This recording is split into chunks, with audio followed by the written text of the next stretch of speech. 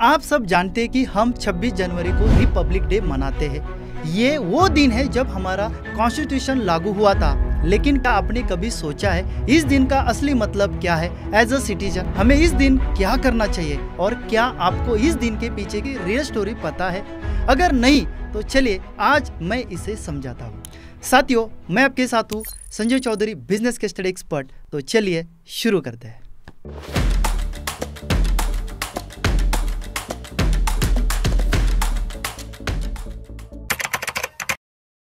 साल था 1929, लोकेशन थी लाहौर।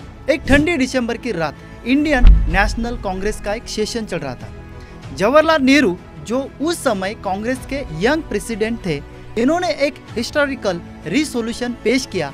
ये रिसोल्यूशन था पूर्ण स्वराज। लेकिन यहाँ एक इंटरेस्टिंग बात है, उस समय स्वराज का मतलब हर किसी के लिए अलग था।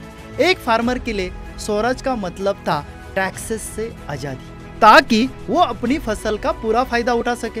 वर्कर के लिए बेटर वेजेस और फेयर वर्किंग कंडीशन का सपना था। वही इंडस्ट्रियलिस्ट के लिए न्यू बिजनेस अपॉर्चुनिटी का रिप्रेजेंटेशन था। अब सवाल उठता है 26 जनवरी ही क्यों चुना गया? इसके पीछे एक हिस्टोरिकल कारण है। 1930 में इसी डेट को इंडियन नेशनल कांग्रेस ने इसी इंडियन का पहला इंडिपेंडेंस डे घोषित किया। ये ब्रिटिश एम्पायर को एक बोल्ड स्टेटमेंट था कि हमें अधूरी आज़ादी या डोमिनियन स्टेटस नहीं चाहिए, हमें चाहिए था पूर्ण स्वराज। फिर समय बदला।